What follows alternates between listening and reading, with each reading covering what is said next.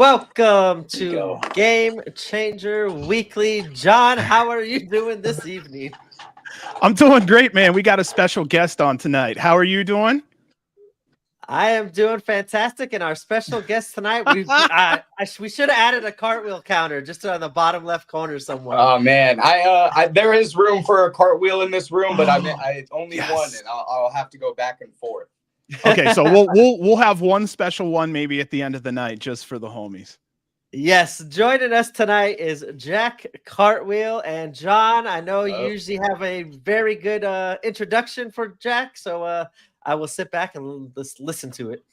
All right, Jack, I'm going to give you an intro. Sometimes it goes good, sometimes it goes bad. Just relax. I'm just going to give everyone a list of your accolades, catch everyone up on who we're talking to and the important things you've done. Is that cool? Oh, there we go. Okay, I only got the things you've done. I'm not sure what happened. It was just like, and then things you've done. Oh, no. I'm going to give you an intro. You good for an intro here? I think so. B, are you getting all of it? Yeah, I can hear him, yeah. Okay, maybe it's the charger? Possibly. Yeah, he may be having issues with this charger or with his control. That's fine. We're used to technical issues on yeah, we've had a couple technical issues in our day. All right, here. So we'll let him get that figured out. Hopefully he can stay with us here. Well, I'll go ahead and at least work through some things here real quick. I will talk about a couple things why Jack gets himself underway here. We were talking online these past couple days about Los Macizos and how they just opened up that they are ready to start working again. And yeah, we were both really looking forward to that one a lot. And we got a small answer from Brett Online just saying, look, it's update season on visas and they will be coming back. So for all the fans out there that were really interested in that, we can definitely say Los Macizos will be back. Looks like hopefully Jack will be back then too. Another announcement here, GCW in Nashville. How do you feel about that one? Cornet country? I'm excited for it. I was go back to the Macizo Fest. I was really excited. There we go. We got Jack back here. Sorry, there we go. Sorry, brother. Oh, there we go. Hey, you can hear us now? Sweet. It was like frozen, and I would hear like one word or two. Oh, good. Sweet. So yeah, we were just talking about the fact that GCW is going to Nashville. I was thinking about calling it Outlaw Mud Show, maybe for a Nashville show, or Me So Corny, I think would be a good one for the Cornet. So we'll see. But yeah, we were just killing a little time talking about a couple bits of news until you came back. So you're here. What I wanted to tell you was I love to give a little intro for all the wrestlers that come in. And like I said before, sometimes it goes good, sometimes it goes bad, but I just like to have everyone caught up on all the important things you've done in your short career. I'm excited. Yeah, so let's do it. All right, so here we go. This is the intro for Jack Cartwheel. Jack Cartwheel, a.k.a. the Rocket Wheel, hailing from Sacramento, California. He's got 5 years in the wrestling business and started training in the summer of 2018. Jack trained under Scoot Robertson and Sir Samurai at Supreme Pro Wrestling. His first match was spring of 2019 at Supreme Pro Wrestling. His sports background includes football from 6th grade all the way to his graduation at Chapman University, 1 year in amateur wrestling, powerlifting, just like his dad. We will get into that one later. Gymnastics from the age of 6 until the age of 16, specializing in floor exercises and vault. You have a lot going on here, brother. He was a California silver medalist in vault and currently working on getting into the Guinness Book of World Records. He's a dual citizen, both Canadian and American. As mentioned earlier, Chapman University graduate with a double major in business and electronics. I almost said economics. This is where it can go bad. He's wrestled 232 recorded matches in his career. 83 of those were in 2023. He's a 3-time champion, the GCF SoCal champion, 147 days, the SPW Extreme champion, 154 days, and the current holder of the Lucha Premier Championship, 152 days running with an average title reign of 151 days. His first appearance for GCW was May 21st, 2021 at GCW's Draft Day, almost 3 years to the day, and he's currently wrestled for GCW 75 times. I'm going to give you 3 Jack Cartwheel matches I recommend. Number 1, July 29, 2022, The People versus GCW. This is a 6-person tag team match. ASF Commander Laredo Kid versus Black Taurus, Gringo Loco, and Jack Cartwheel. Match 2, August 12th, 2023.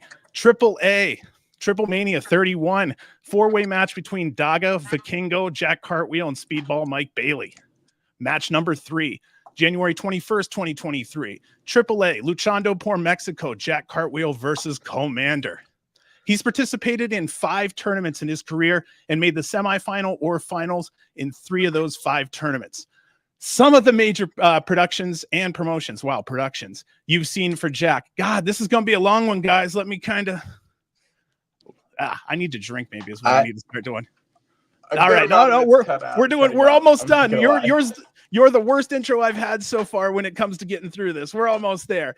Some of the major promotions you've seen, Jack: AEW, Ring of Honor, GCW, AAA, NWA, New Japan Pro, All Japan Pro, Demand Lucha, Pro Wrestling Guerrilla, Delete, Hood Slam, and his OG home base in Supreme Pro Wrestling. He's the 2021 Wrestling Observer Newsletter Rookie of the Year, also the 2021 SoCal Uncensored Awards Most Outstanding Wrestler of the Year. His PWI 500 ranking in 2022 was number 460. In 2023, he cut that number in half to a ranking of number 237. We expect that trend to continue upward in 2024. GCW fans and listeners of our show, a warm welcome for the human highlight wheel, Jack Cartwheel. Dude, okay, there's so many things going on there. It's because we're all in red tonight. How you doing, brother?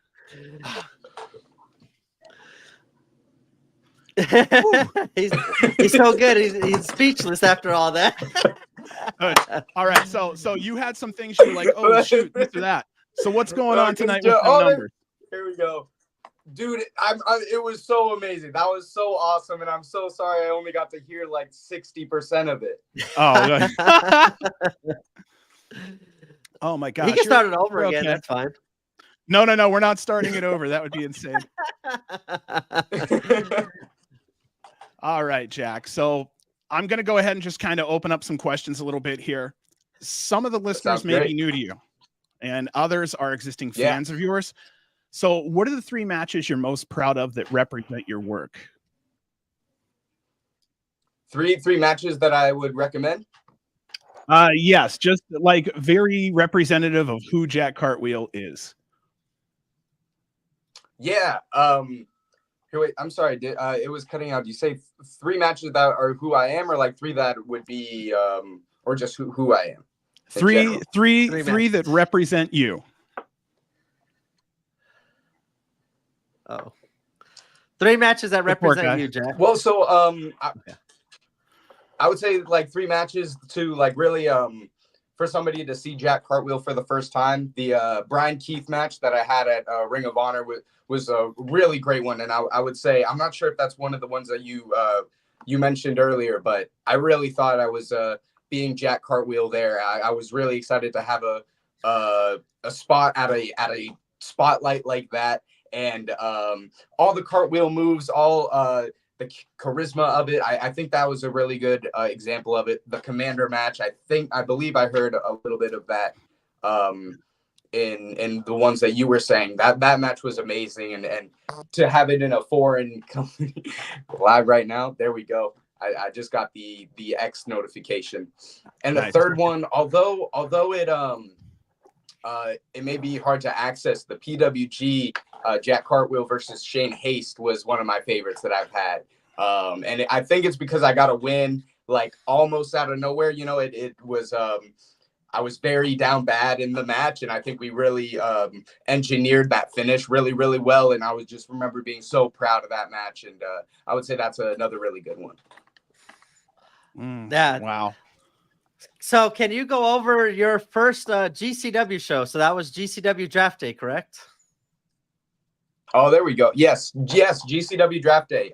Jack Cartwheel versus Jimmy Lloyd. That was a fantastic match, and I always look back at that match just kind of blown away that I was doing all that stuff, and that I was very new, and I still am pretty new. But like I look at that match and think of like that was a moment where I could have stepped up to the table, or that's a moment that I could have totally shit the bed. And I think I really impressed a lot of people in that match, and that's why I got to be back at GCW and coming even on this podcast and week after week getting better and other opportunities. Even though I lost to Jimmy Lloyd a couple weeks ago, so I guess we're 1-on-1 now, one and one. Yeah, so that was actually my first GCW show as well, and you were in that first match, and so that was my first time seeing you. Oh, and we lost him. Oh no. Oh, This poor guy's having issues. There we are. Yes. Let's see. Hello. Hello. There you are. Hello. Connectivity issues, my man. I'm so sorry. I'm not sure. Well, I don't know. It's part of the risk that you take with operations, you know. My laptop would probably be a lot better, but it just died right before. Oh no. So I was just saying that was my first GCW show ever, like really, other than watching like the 24 hours. Yeah. Can you hear me or no?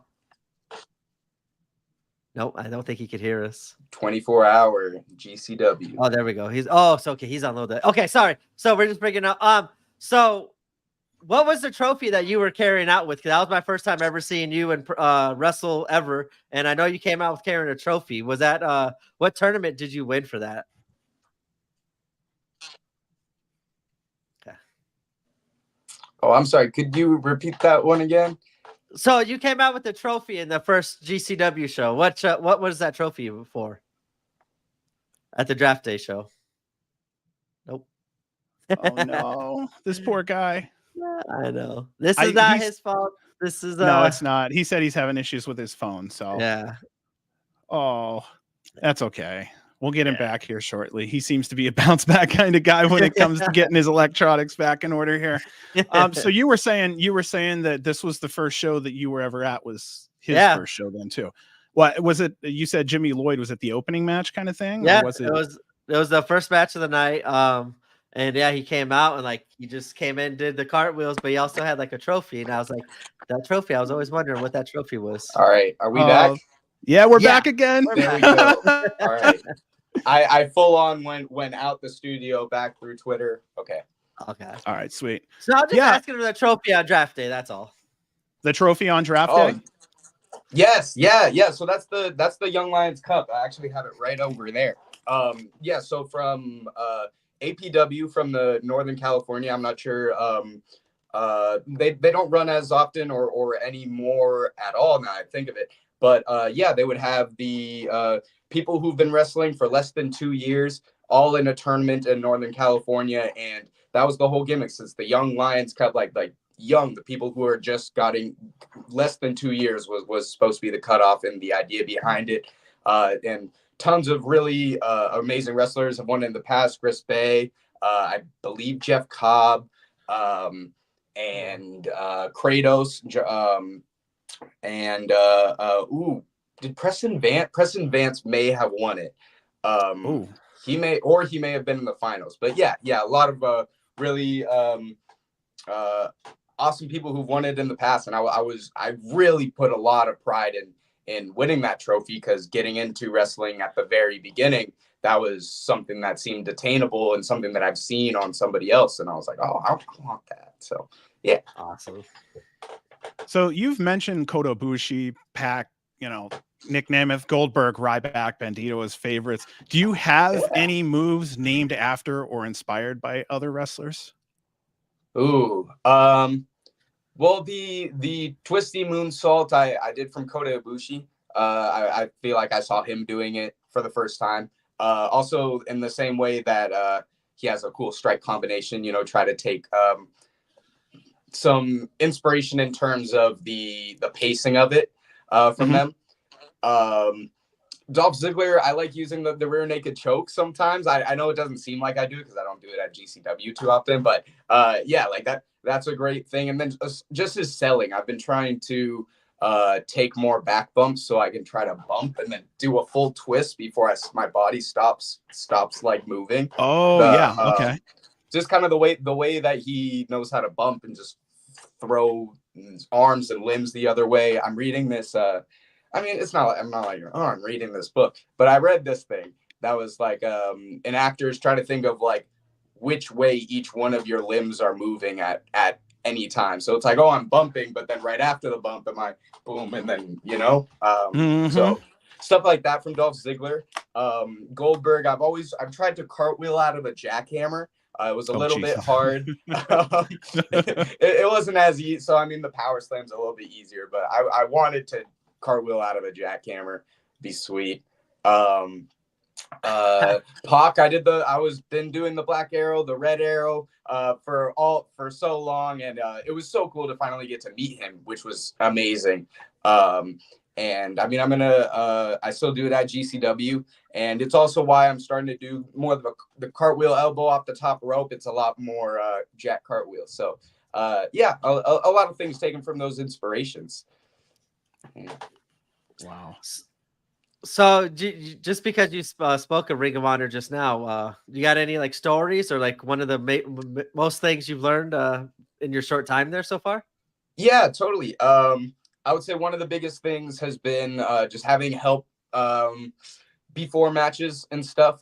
Just having help of somebody else who can look at it a different light than you are, because it's you and you want a certain thing to be what it looks like, but having that only that one view can be so hard, and to see how the audience will view it. So I would say, like in the Brian Keith match, I thought we had it to tell a good story, and it wasn't until somebody else told me, and I didn't really even realize I wasn't really shining in the beginning of the match. I was doing some stuff, but I never actually got some of those exclamation points in the ends of those spots that I was going to do.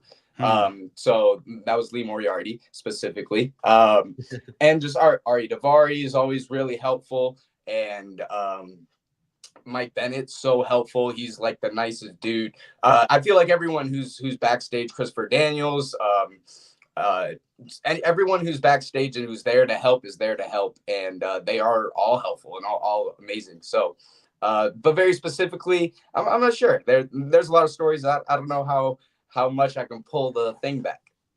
No, you're good. Okay. Yeah.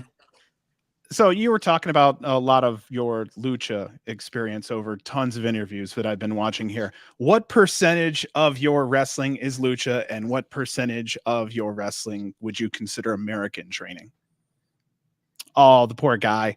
He was doing so well. Oh, there we go. We got him back. Hey. I don't know if you heard my question. Yes, lucha. Yes. I would say maybe 20% of my matches in my life I've been in Mexico, maybe a little bit less, but I would say maybe around 20, because it's got to be almost like 50, like around 50 matches that I've had in Mexico, like going to Tijuana at least 15 to 20 times. I know I've gone to Monterrey like 5 times, Juarez 5 times, San Luis Potosi and Mexico City, and what was the other one right by Mazatlan? Yeah, so I would say maybe 20%. Wow. And it all started from when I started training with Lil Cholo in the Los Angeles area when I moved down there for college. So I had that American pro wrestling from my group in Sacramento, and then coming down to Los Angeles and learning all those styles with that group of trainers. So then, do you know enough basic Spanish lucha, or do you know Spanish, enough to get you by pretty good? I am very surprisingly like good at Spanish now. It's getting slowly better and better. And shout out to actually Dragon Lee, kind of called me out one time on a bus in Mexico City. We were going from Mexico City to maybe Mazatlan. I'm somewhere nearby, and I was listening to music, and he's like, "Hey man, like, why are you listening to music? You don't know Spanish. You should be like listening in and trying to catch as much as you can." I was like, for sure. It wasn't like a mean way. It was like, yeah, dude, like he's smart. Yeah. So I know a good amount. Do you have a couple? Do you know some Spanish lucha terminology? I know we got the tope con here. We got the tope. Yes. Yeah. No, honestly, I'm not Mr. Wonderful on that. The funny thing is, though, is lucha outside the United States. Lucha is my style. I love watching it. I think it's fantastic. Yeah. So no, none of my training ever went in lucha. So Brant, was any of your training lucha? It was all good old basic American. No, we actually like when I first started, we Who's actually had a family kind of come in and do lucha classes and stuff. So what? Oh, yeah, awesome. my first match was actually supposed to be in Mexico, but I didn't go because like that was the same time I was teaching. But what is like Jack? What's like the coolest Spanish name of one of your moves? Ooh. Unfortunately, cartwheel in Spanish doesn't have that good of a ring. It's vuelta de carro, which is like Oh, like yeah. the flight of the cart, kind of. So I've been calling it that. I want to say there's another word for it, but that's the one that comes in my head. But it I would always write down my spots in Spanish so I would be able to communicate them. Like I would say maybe um córtame y bajo de mantequilla las cuerdas, or like córtame y afuera, like cut me off, send me outside, or patadas a la esquina, like a kick in the corner, maybe tres cuerdas plancha, the third row plancha. So Smart. a lot of little Yeah. stuff like that, and it's accumulated more and more. And I one time was just kind of like listening into some lucha guys having a conversation. I all of a sudden like realized I could understand what they were saying, and that was a really cool Wow. moment. So yeah, some stuff. I'm not fluent. I'm not fluent, but I can get around a little bit now. He's no MLJ in Spanish right now. Man, Yeah. oh, that was so cool. That was so cool. That popped me so hard. I had no clue.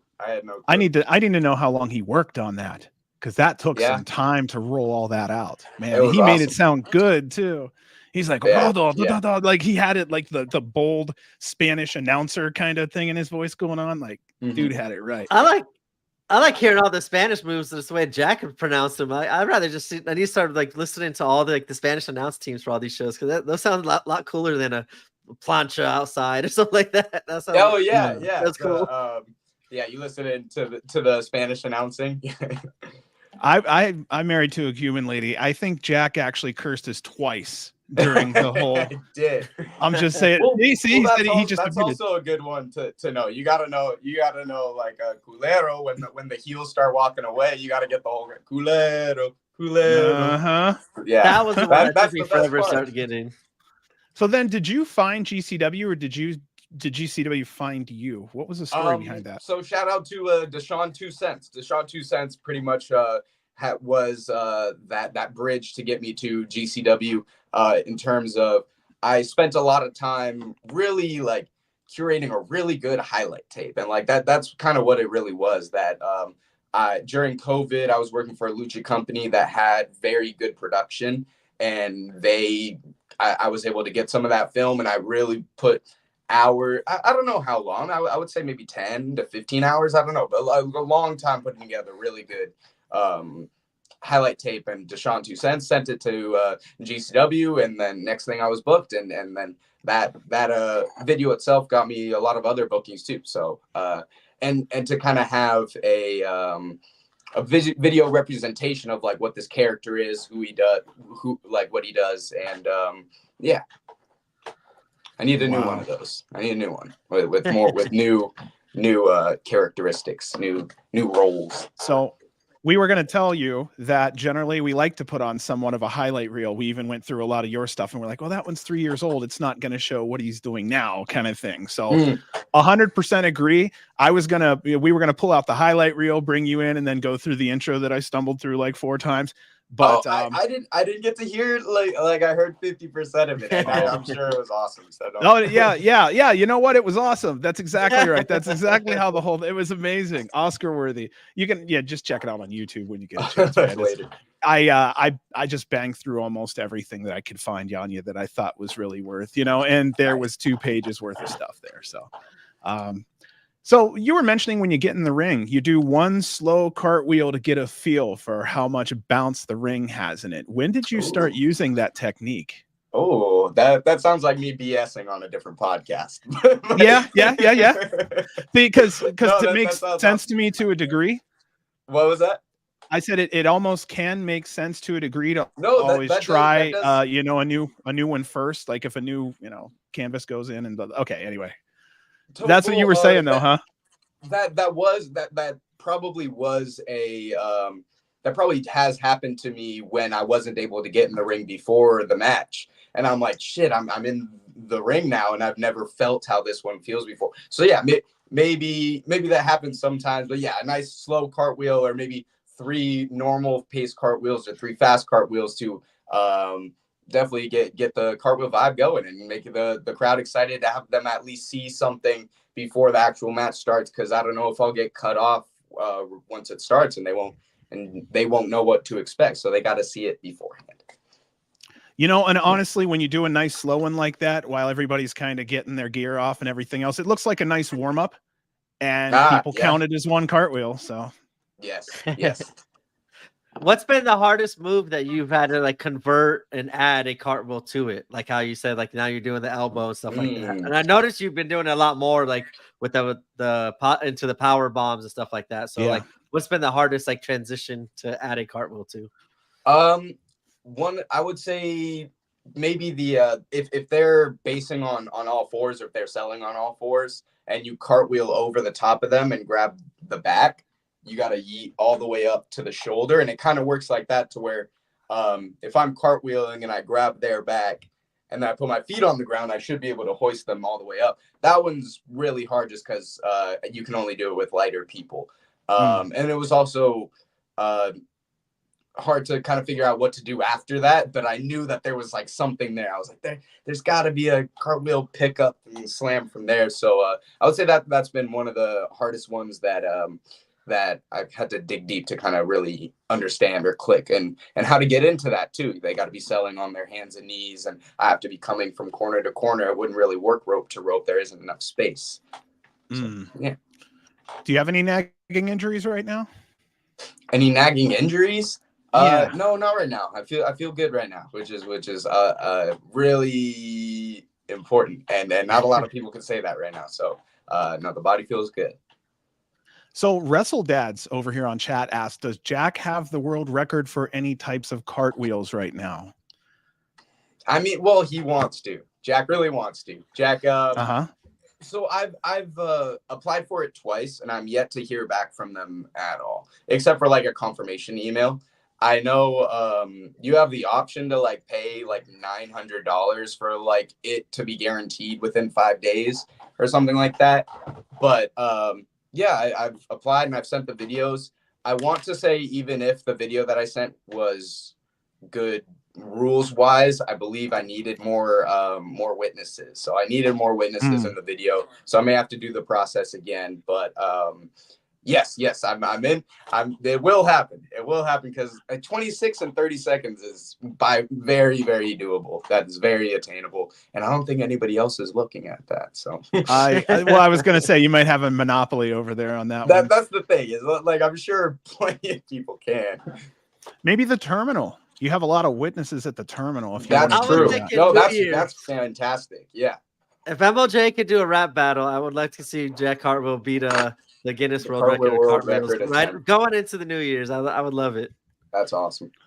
That'd be sweet. So let's go into the dirt, since we're nothing like TMZ, but Whitney Cummings really likes you. You're her favorite wrestler. Yes. Can you tell us about, this is our one little dirt part right here. Tell us the story, because it's really cool. Not a lot of people just get picked up like that to say, hey, we love what you're doing.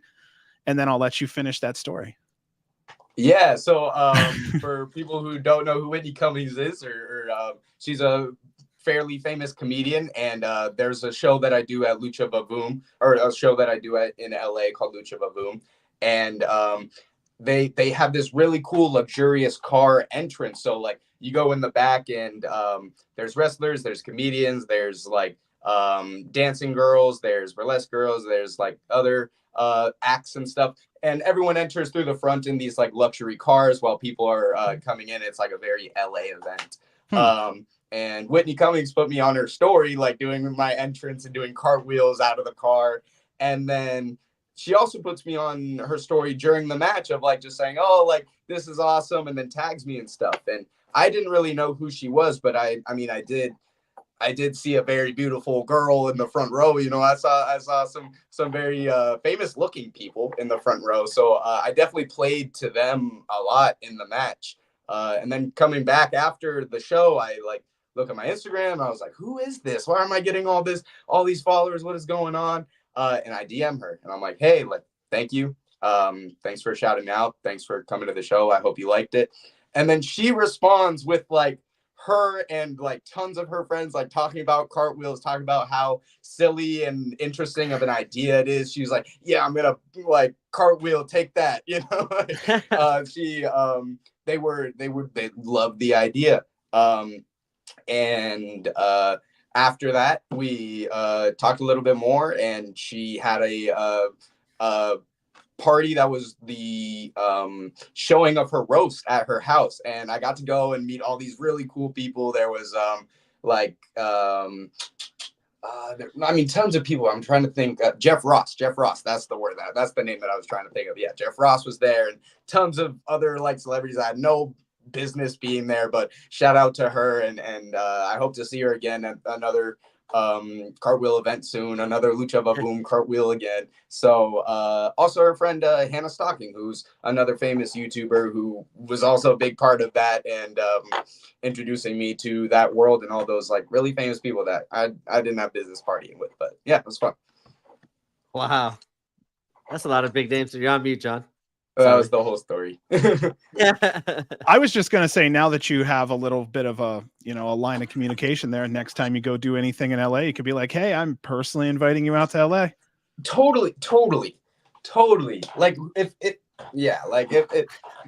if someone were to bring, she like young guys, like if someone were to bring, like not to like, try to, like name drop. We can talk off air. I know. But like Miranda Cosgrove was at the Lucha Boom with her. Oh, that's cool.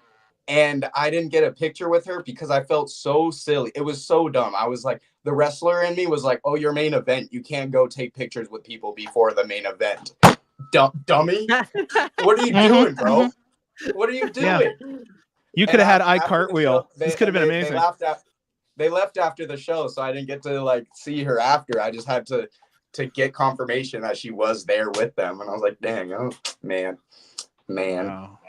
iCartwheel. I like the idea. That's very good.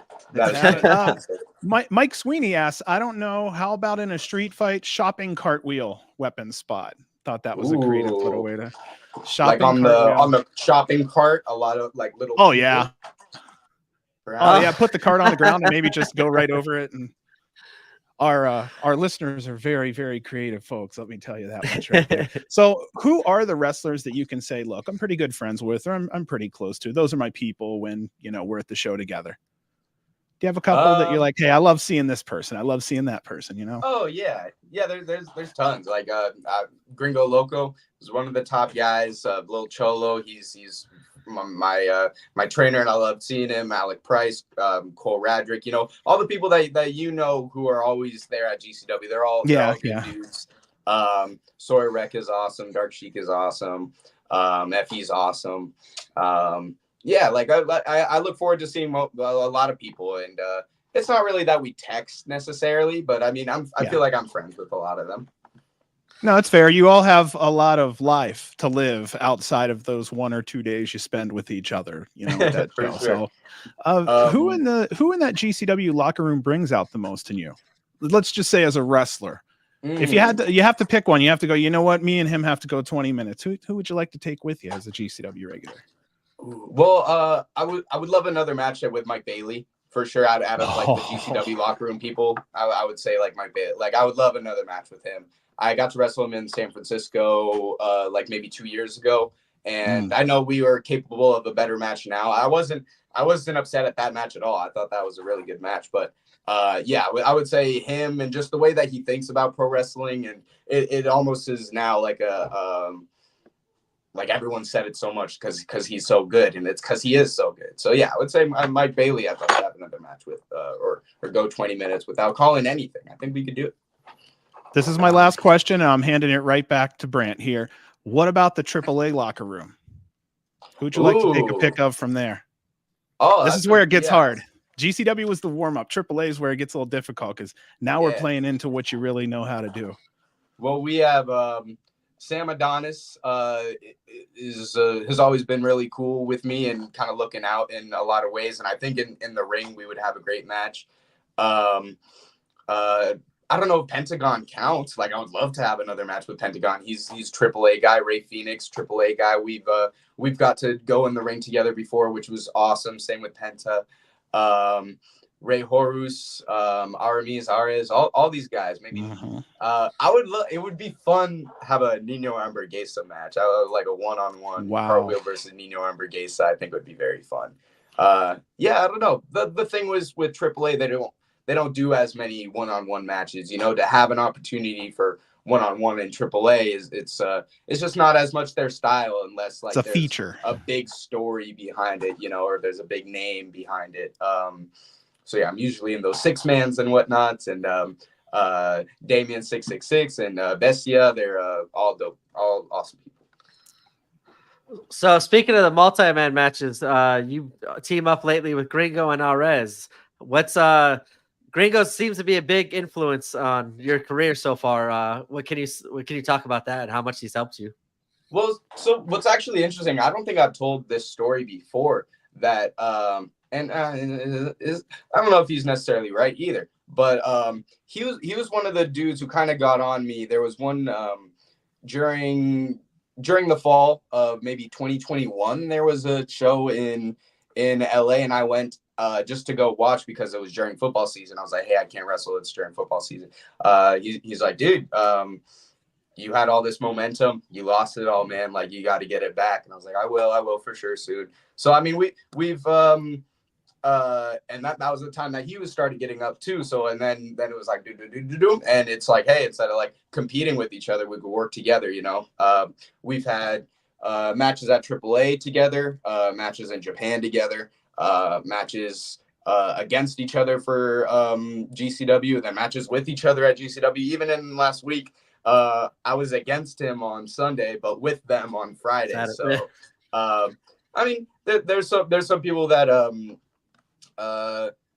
he's also the type of person to always put you on, put his people first. You know, he has a lot of connections to other places.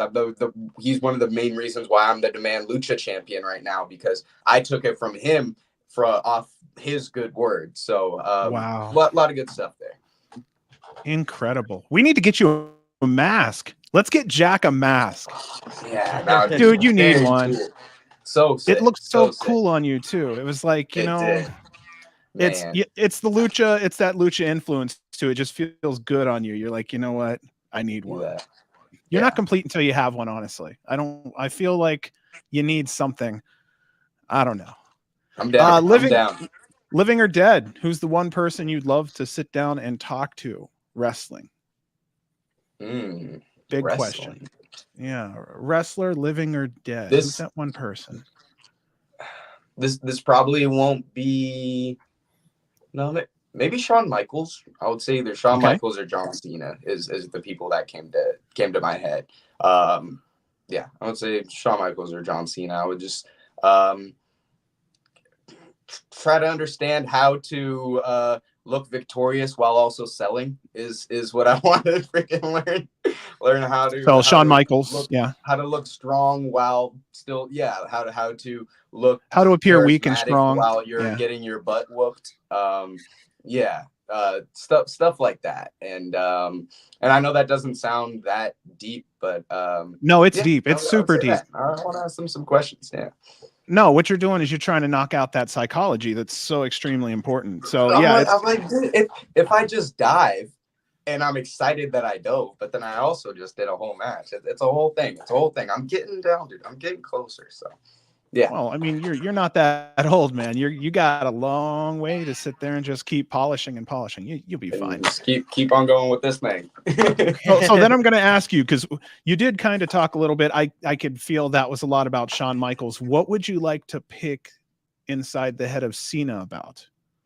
Oh, well, his is more like yo, who do you know? Okay, his is going to be powerlifting. I already know. Maybe it's powerlifting. You can agree to, just what other things does he think he did different that made him so much more successful than other people? And kind of just getting those little inside stories of what really, like, when down backstage, like, what if you didn't want to lose a championship and you're in that position? Like, what do you do? How do you take that?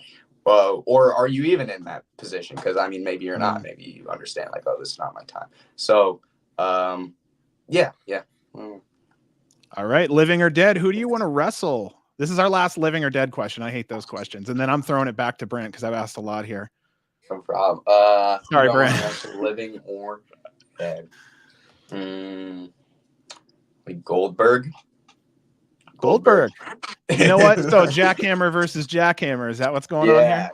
So, well, I went to a Jewish elementary school, and one year we had a year where all the kids did a project on Jews and sports throughout history. And that was my very, very first, I feel like, introduction to pro wrestling, was reading a book about Bill Goldberg and his past on the Falcons, and then becoming in the WWF and the WCW and all the stuff. And so, yeah, I would say Bill Goldberg would be that, because that was that first book that I first kind of really saw pro wrestling. So speaking of Goldberg, your football days, how was it still playing collegiate football while also still doing GCW and independent wrestling? Well, it was hard at some times, but I think it was all worth it. I would definitely not really take too many bookings unless it was absolutely like doable and not killer for the team. Like I've only done it on a Sunday or like on a Friday where there was a walkthrough, when I still feel terrible to this day for missing that walkthrough because it was another practice. But then it would be like wrestling on a Friday night and having Saturday morning running. That's happened a couple times, or like Saturday morning running and then driving to Las Vegas for a show Saturday night, or maybe like having class on a Friday morning and then be like, okay, guys, I'm going to go to PWG. I'll see you guys later. And like, nobody knows what you're doing, but I'm like, this means so much to me. But like all the, there's like there's the meme of like the guy yelling at the girl at the party. And I always thought of that kind of being me. I was like, yo, Dave Meltzer said he liked my match. And I'm like at a football party and they don't care. Right. Yeah. But they also would have a great time coming to some of the matches that I had close to the school. They came out for a couple of those and had like a good 15 to 20 dudes, and it was tons of fun. So Wrestle Dad, that's what my next question was going to be right here. Good one. What's your worst injury, football or wrestling, or what hurts more? Ooh, I mean, I would say football definitely has hurt more. I think I've had more injuries doing football stuff too. I think like maybe the worst that I've had with wrestling has been I sprained like both of my wrists doing a Phoenix splash, and I kind of put both of them down at one time. Both of them went. Oh God! But yeah, that was. And I was like icing it throughout the night. I'm like, I don't know how bad it is, and then it was terrible for a couple weeks. But with football, I've like hurt my back pretty bad, and like some stingers in my neck is very, very scary. Or some I've fractured my ankles, and then like messed up my hip a little bit. But all of these have kind of been like 1 or 2 week things, and I'm very, very lucky to have not had to have a very big injury happen so far. And what position did you play again? So I played fullback. We had a split back offense, so it wasn't really like a I form fullback. It was like more of a split back. So I was always crossing in in the zone read. I was always crossing and getting that the crack back block. Yeah, you said what was it, year 2? You were like, you know what, this team needs a fullback, and I'm that guy. And honestly, looking at you, I'm like, he's definitely a fullback. Oh, thank you, man. Thank you. Man, you're a brick. What's interesting is me and Braun Breaker both played Division III fullback, and I think he's like 3 years older than me. But I thought that's pretty interesting that we both played the same position. We have a little bit different body type. That's a different offense, and well, yeah, I'm sorry. What was the question? I don't even know. I think we covered that question right there. Yeah, You're good on that one. Let's see here. Mike Sweeney asks about Jinder heading to GCW. Do you have any aspirations of wrestling Jinder? You'll take it if it comes. I didn't know that. I did not know that. That's awesome. Yeah. And I do say that I've been listening to, or I've been watching some of the videos that he's put out recently, and they're awesome. They're so cool. Like, you know, it's cool to just hear a person for who they are instead of like the character that they've been for the last 10 to 15 years. But like, let it be said that not everyone can do that. Like, not like that shouldn't be the goal to like, just go be yourself. Like, I think it's very cool to have a very different character, but it's so cool for Jinder, and especially coming to GCW, like to have been that person for so long. And then now it's so freeing to be able to do whatever. Or, I mean, I could imagine it would be, I would not know. I like to call it kicking off the training wheels. You know, you let the artist fully perform with all the brushes instead of just one or two brushes. Oh, that's cool. Yeah. So who's the most surprising person you've got to do a cartwheel? That's coming from Mike's Green Room. Lita. No, really? Yeah. Lita did a cartwheel, then kicked me in the pee-pee to finish the hood slam match. That's great. What's up. Yeah, it was great. Yeah. Swiftest kick you've ever gotten. So yeah, it was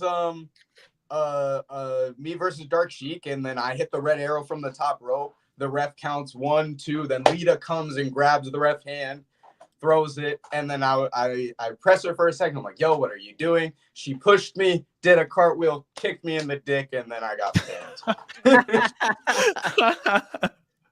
And that's how they called it too. It was great. Yeah. That's awesome. Okay, you know what? This is where I have to stop and ask you something because of kick in the dick. All right. So my wife took a picture of you. All right. See this cartwheel right there?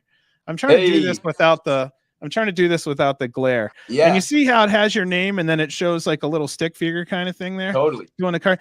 Okay, so I'm just asking, is that his head down there, or did you put an excessively large dick on your own dude? That's his head, right? That's an upside down man. Oh yeah, totally. Okay, just making sure. Cartwheel. Okay, I'm just making sure. I thought maybe you thought a lot of yourself, or maybe it was a cartwheel. You know, wrestlers' egos. You never know sometimes. Totally. No, I had to show that. That was my joke of the night. You know, that's awesome. I wanted to talk about the PWG spot.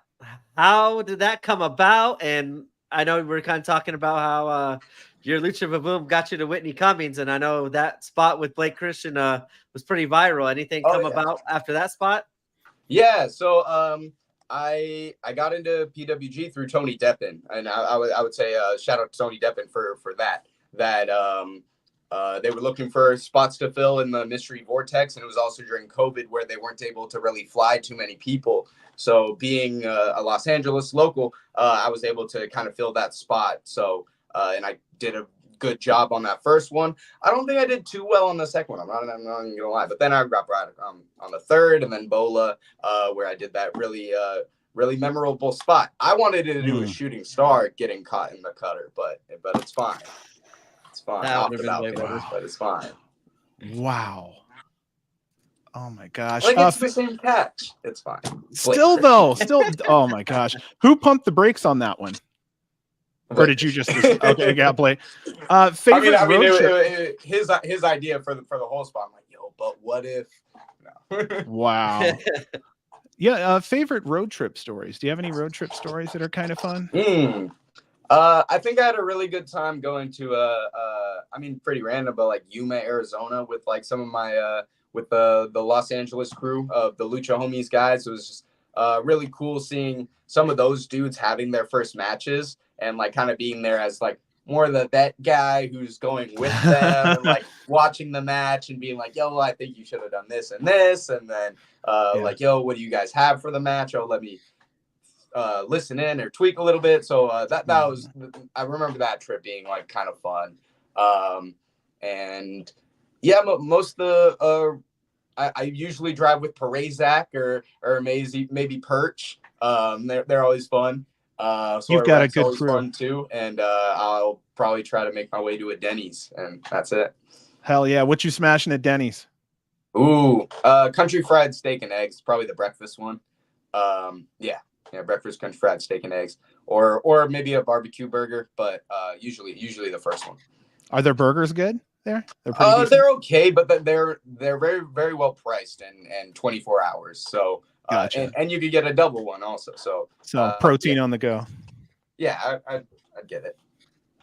All right. Another fan question. Former host of this show, Mike from Indeed, said, "How consciously do you think of body control when you're doing all those flips and rotations? Has it reached a second nature point, or are you still laser focused?" I'd say it has to go move by move.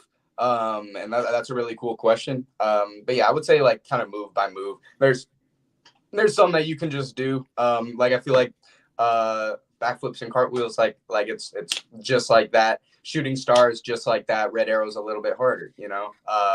So yeah, it's like just depends on which one. And sometimes I'm trying to think about laying out a little bit more if I want to think about the presentation and other things like running the ropes, trying to make sure I actually do the 3 steps that you're supposed to do. Some of those basic things with some of that footwork, I do think consciously, but then it's interesting because you'll try to think about stuff like that at the beginning of the match that's so small. Then by the end, you're doing all this crazy stuff, and it all goes out the window. And it's come on, man. Then Jim Cornette yells at you.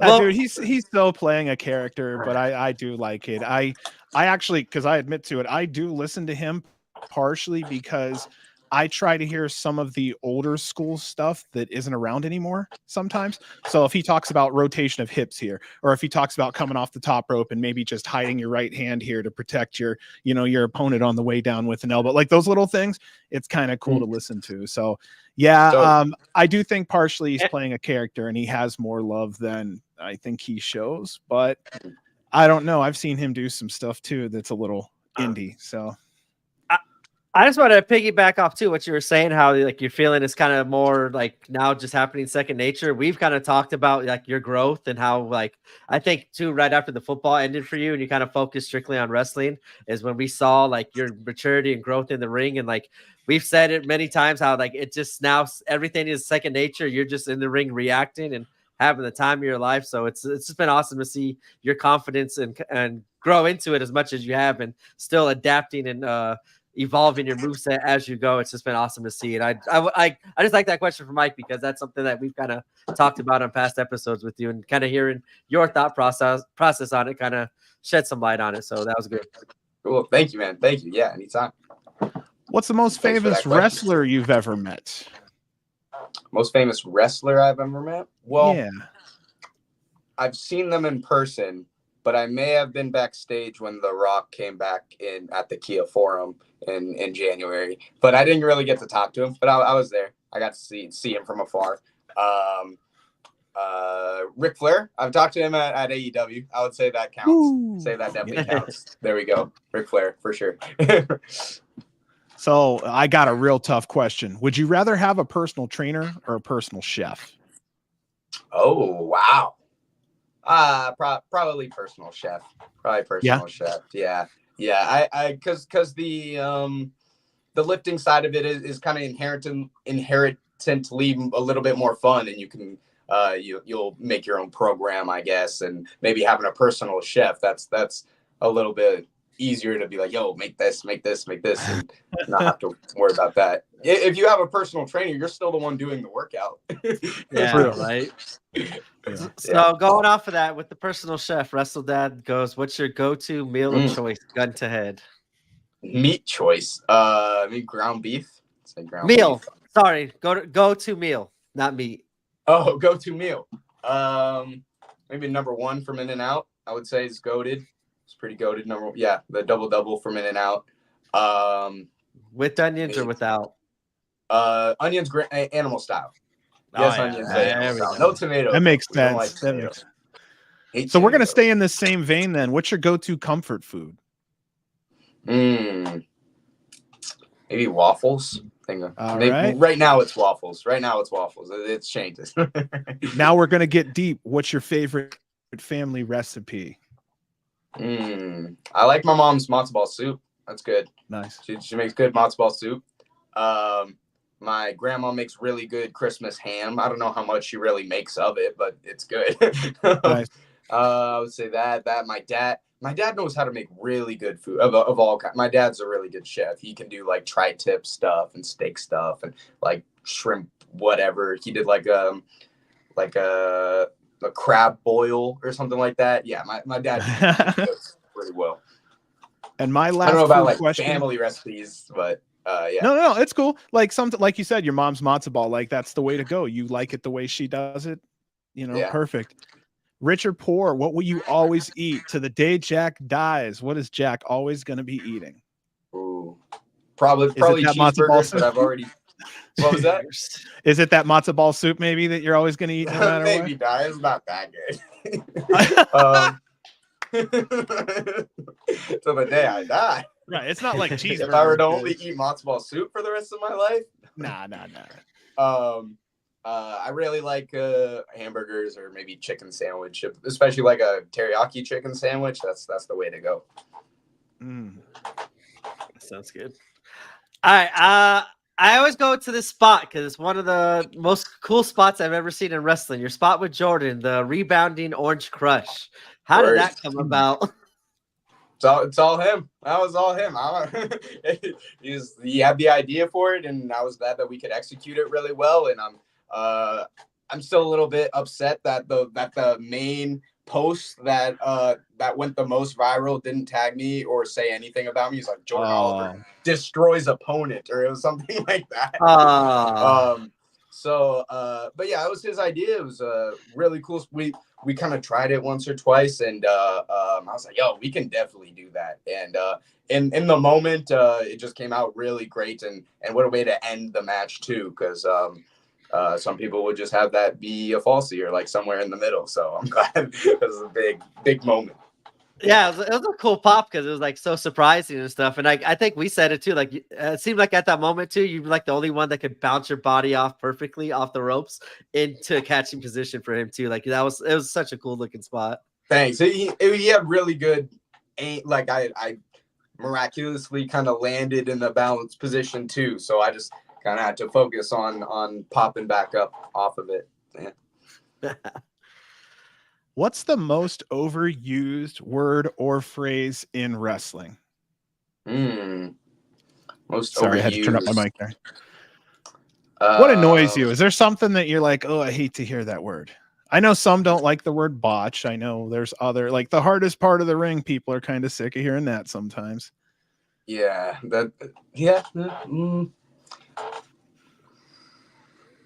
I don't know. I'm not sure. You can for some reason the only thing that kind of comes to my head is brother, but that's because the whole world has adopted it now, and now it's like, damn, it's not really ours anymore. So I don't know. I'm not sure. Maybe one will come to mind.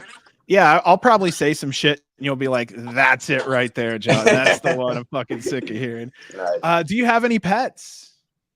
Not right now. We used to have some cats, and then my dad used to have some dogs. But no, right now I think we're petless. We may have a fish. My mom may have a fish. Surprise. My dad's girlfriend has a dog. He's cool, but not really my dog. Are you into having a dog soon? Yeah, I would love to. My mom's terrified of dogs. So but like now's the only time that she's ever been possibly open to a small one. So maybe. But I like cats too. I mean, I'm good with either. All right. So what are some simple things that makes your day better? Oh, that's nice. That's nice. Some cartwheels. Just go out, wake up, cartwheels. Just and then okay. Some simple things that make the day better.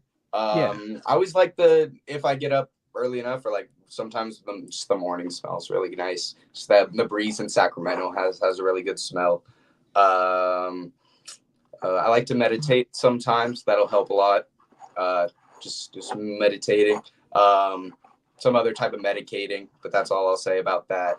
And then like food's always good. I'd say lifting is always good. It's really nice that I'm still like close to my family, and I still get to see my parents all the time. And I hope that I'm not taking taking it lightly. You know, it's really sweet to be able to see them, and that now that I'm an adult too, to kind of have those moments of like, hey, like I see that in me. You know what I mean? Sometimes, so stuff like that's nice and just makes the day better. Wow, that was a good answer. Nice. Yeah, I was trying. It was a deep one there. I've got to get philosophical. That's okay. We love that. What's the coolest spot you've done a cartwheel in front of? The coolest spot I've done a cartwheel in front of. Maybe like the Disneyland sign, probably something like that. Like I'm sure I've done a cartwheel in front of the castle. Just had a video for it myself. Yeah, I'd say something like that. I love theme parks, so I would say like I would probably do a cartwheel in front of something like that. If not the entranceway of like a big arena when I've got to work with Ring of Honor. Wrestle Dads asks, what is Jack's pre-match ritual? Sorry, stepped on you there. Pre-match ritual, I would say I like to do like this some warm-ups where it's kind of like I punch up, then I punch out with my knees. So it's like boom, boom, with like both knees. I like doing that one a lot. I kind of do a very short version of like the warm-up we would used to do in gymnastics, where it's like arm circles first and then kind of other shoulder stuff. Then you do lower back stuff, some splits for like the hips, then some more back and shoulder things after that, but on the ground, and then you're ready, hopefully, for the match, and you won't get injured. So you're starting with lifting up and out, like you're loosening the hips up and the lower back then primarily. Yeah, for sure. Like maybe sitting on the butt and having your legs as far apart, kind of side, middle for a little bit. Yeah. Make butterfly for sure. And that's also some good time to like get your mind right and slow down before stuff gets crazy. To meditate for a second, be like, yo, for whatever's going on for the next 20 to 30 minutes, like this is your time to do that thing that you wanted to do. So, yeah. Wow. So 2 episodes ago, we had Blake Christian on, and I was looking at your sports background. Do you know you would have made an awesome male cheerleader? And have you ever tried it all? I mean, I've heard it a lot. I've definitely heard it a lot. Yeah, you would have been amazing. It would be fun. In high school, like I'd go to cheerleaders and I'd be like, yo, like, can you teach me how to do a flip? And they're like, I can't really do that. And I just do a backflip. And I like think it's super funny. Like it's so cool. Be like, dude. I'm wondering, given your muscle mass, did you find yourself constantly working to maintain range of motion? Ooh, I haven't had an issue with that, which has been interesting. I've always been just kind of a little bit more flexible, except for in my shoulders, maybe. I would say that's an issue. But for I've got all the self tanner on and stuff, and I have no help for my back. There's no like I can try my best to reach all the way up, but I'm not gonna be able to spread it evenly without help. Yeah, I was lifting for a long time ago. I was lifting, and I remember it got to a point to where I was having issues reaching parts of my back. Yeah. And then it was difficult to come across the arm, like to bring it across without a big pain in the ass. And or so I just figured you probably being able to touch your hands behind the back. Yes. And it not being hard. Yeah. Yeah. So I had to ask. There was a time where I had, like, if Brant's trying it right now, there was a time where, I was like 18, 19. I was really going hard on it. And I was like, I started to notice that range of motion was starting to go. And I'm like, oh, I don't know if that's necessarily good. I mean, it's good, but it's not good. You know what I mean? It kind of makes you a little more stiff. And I'm going to pass this one between you and Brant here. Jack, you're a Dolphins fan. Is that your Madden team? Is that my Madden team? Yeah. Yeah.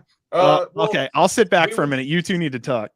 We would, I feel like when I've played Madden, it's more of like we do 2 randoms and then a suicide if you're not okay with either of the 2 randoms. But if like it was me choosing, then it'd probably be Dolphins. That was not my wife. That did you see her? Okay. Yeah. She snuck in there. Yeah. I'm about to say, when I play Madden too, I usually use the Dolphins because that explosive offense. They're a fun team to play with on Madden. Well, because it's your team, or just because they have like They're just fun to play with Tyreek because Hill. offense. Yeah, exactly. Tyreek Tua. Hill and HN, just give it to them and just have them run away from everybody. Yeah. Who do they have on the D line? I really don't know like that. But if I'm like, if you were to play Madden, you'd want to play. Actually, that's where I'm wrong. That's where I'm wrong in the whole philosophy of Madden, because when you're actually good at Madden, you don't play as the D lineman. When you're bad at Madden, you play as the D lineman. Nope, that's me. I'm I must DT all say, day long. Yep, Yeah. I'm a defensive tackle too. I can't do the Okay. linebacker and run around and do coverages and stuff. God, I wish I was that good. Yeah, right. That seems Yeah. crazy. I'm trash ass. I'm DT all day, baby. Yeah, it's just DN coming off the back trying to get the quarterback. Constantly. If not, you're Swim not even move, playing swim move. defense. You're just Oh, they don't know. They don't know. Truck move, boom. Oh yeah. Okay, so this kind of segues a little bit. We're gonna go into Jack's childhood for a minute. What video games did you use to dominate? Oh, did you hear about this somewhere? Is this a setup? No, I'm not. I'm just asking questions, Oh Jack. no, my parents were like really against video games, and like they. Oh, okay. So, No, like, I had no idea. No. I mean, it's no big deal, but like I like no Pokemon, no like Xbox, no like shooter games. Gotcha. The bet like my favorite video game was a Roller Coaster Tycoon. That we would play on the P. So we'd have some PC stuff, but like I've never had a console, and now like I've never really felt a need for it. Nice. So yeah, I was just never a video game guy except for Roller Coaster Tycoon. That was awesome. And and actually Civilization was also awesome. Yes. Those are I don't sick. know how many fans I have of Civilization out there, but quite a few wrestlers have been fans of Civilization. It's awesome. It's great. And then like the other one that got me was Stackhouse. He's huge on all the simulation games like Farming Simulator and all the crazy. So what about when you were younger? Music and artists. Who are you listening to? What kind of music?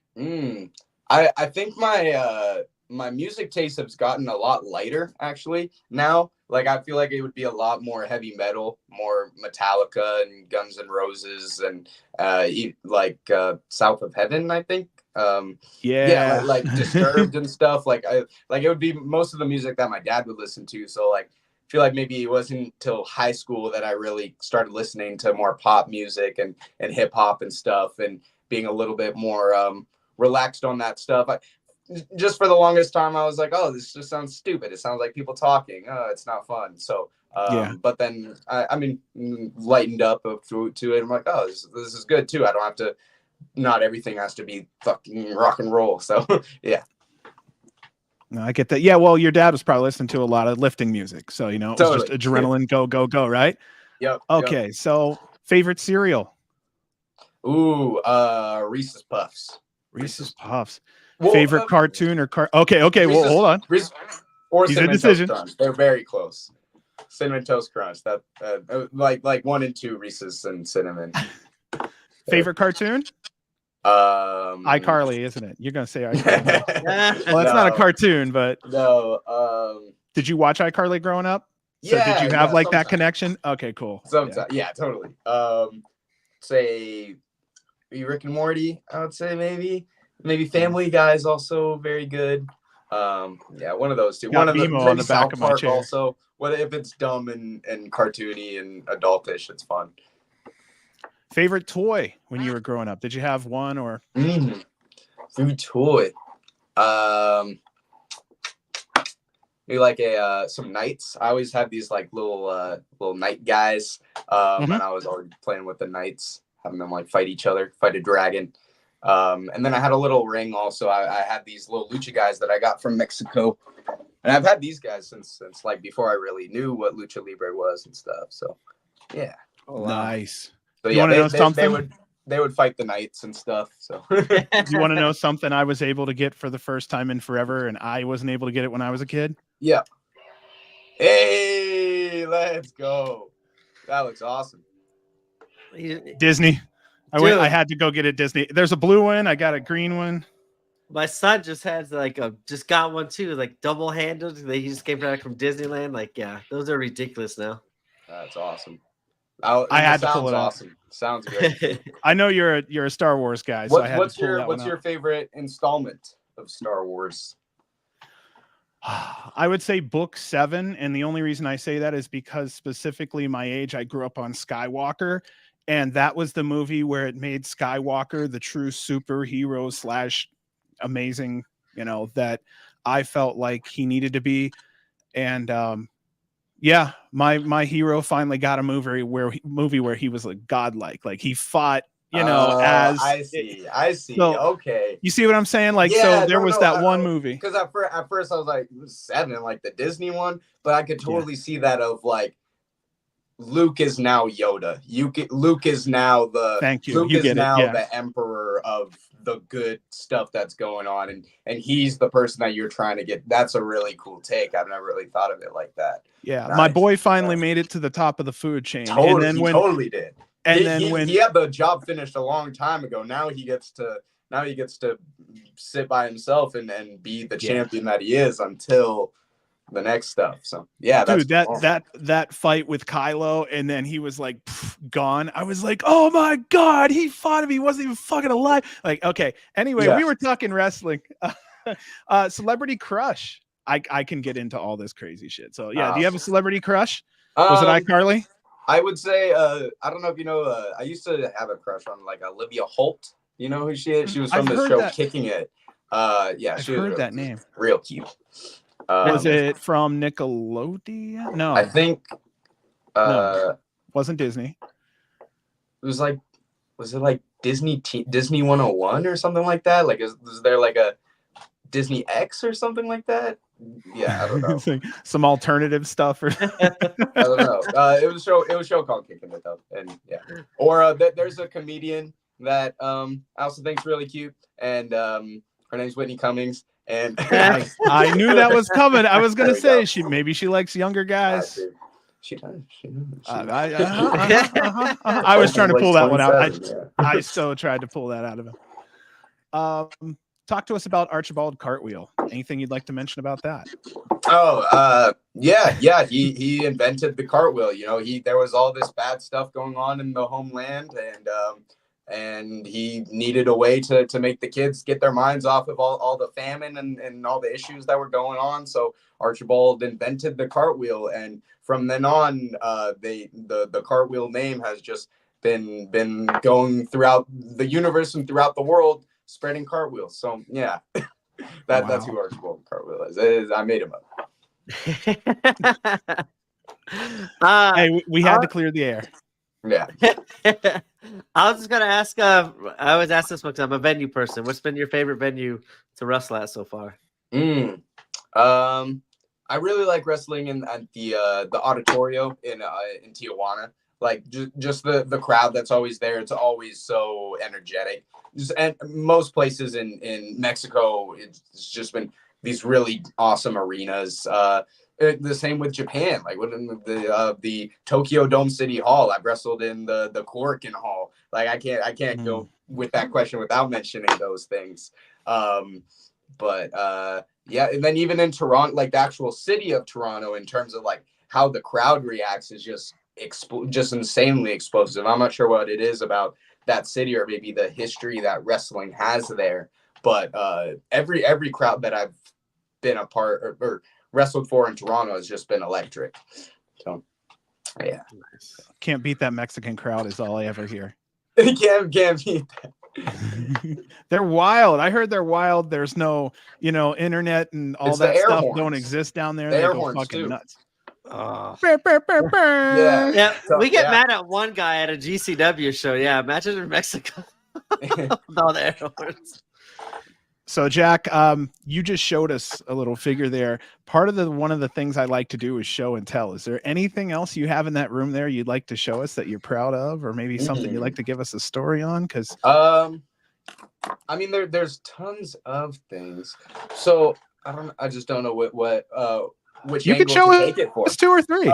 No, you could take all. Dude, we have time. It's devoted to you, so it's perfectly fine for you to share for the rest of the evening. For all we care. One or two things. Like I collect lighters from places that I go wrestle. So I have like this big collection of all these lighters. So like this is from Mandalay Bay in Las Vegas. Oh, nice. This is from Guadalajara. Nice. This I don't know where this one's from. This one's from like Orange County, just because it's orange. Like I have a bunch of bunch of things like that. I have a couple Japanese ones also. And then I also love Buc-ee's, but I went to Buc-ee's for the first time like 2 or 3 months ago, and it was so cool. So shout out the Buc-ee's Cup. There's a mini Buc-ee's in between LA and Las Vegas. Do you drive in between LA and Las Vegas? It's not Buc-ee's, but it's like there's a place called the ice cream biggest gas station in the world. Eddie's. Or the little Eddie World is what it's called. There's like this little place. It's exactly the middle point of LA and Las Vegas, and that's about the cleanest bathrooms you're gonna find. And it's kind of like Buc-ee's, but way smaller. But like when you go to the bathroom to pee and stuff, they actually have little games in there.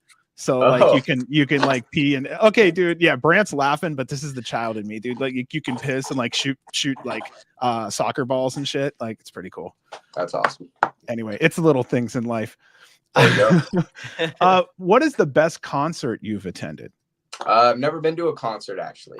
Never like been to I guess technically Weird Al Yankovic at the State Fair, but I don't know if that counts. Oh, that's cool. Yeah, it counts. Yeah, okay. Yeah, like I saw him at the State Fair, but I've never been to like a big concert, I guess I would say. All right, so here we go deep. Your favorite movie genre and your top 5 movies from that genre. This is awesome. I would say like maybe action/thriller. I would say is probably like my favorite genre, or maybe psychological thrillers. Maybe some of my favorite movies in some of those categories. It could differ, but what's it called? I was about to say Shutter Island is like one of my favorite movies ever. That's like really good. The book was better. The what did you say? The book. Oh yeah. I read the book first, and then I saw the movie, and like, yeah, the book was. And I'm not one of those books are better than movies people either. But holy shit, the book was so much better than the movie Shutter Island. Gotcha. Say Star Wars, of course. Like Star Wars 3 to be specific. Yeah, Star Wars 3.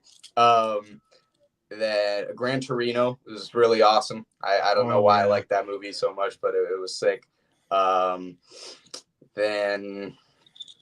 I think there was one that I just saw.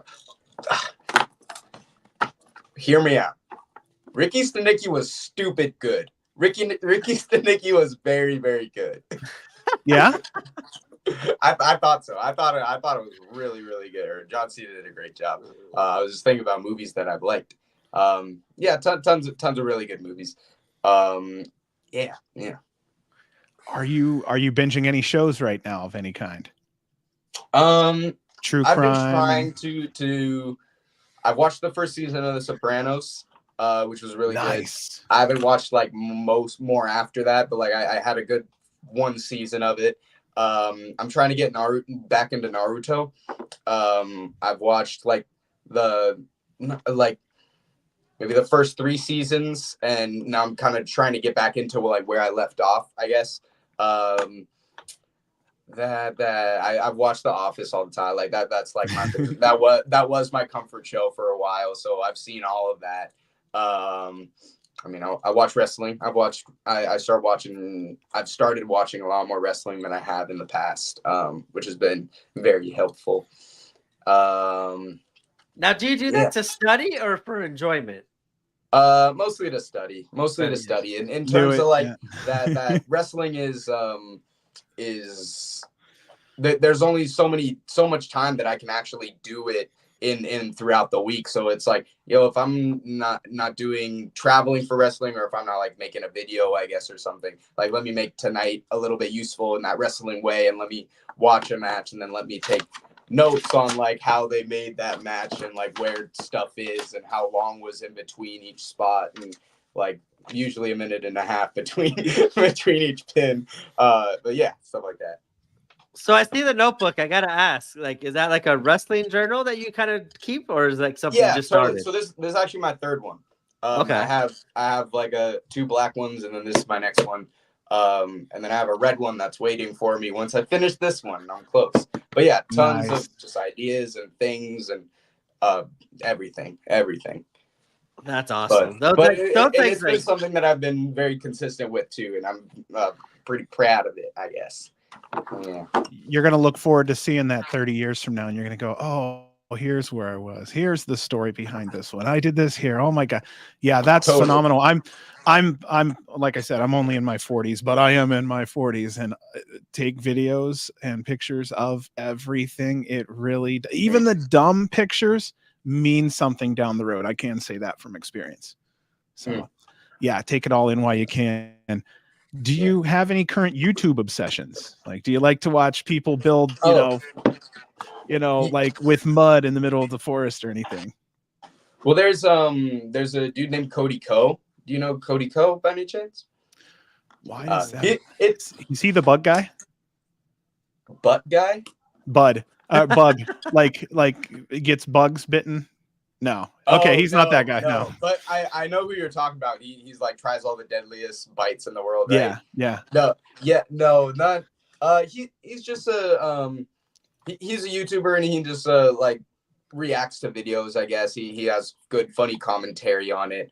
He also has a podcast, but I would say if I'm on YouTube, I'm usually watching Cody Ko in that way that he'll like watch the button videos, and it's like a dating show where people reject each other, and he just watches it and like ridiculing the people or kind of commenting on like, oh yeah, dude, like yeah, you totally should have that was a great pickup line that you know, stuff like that.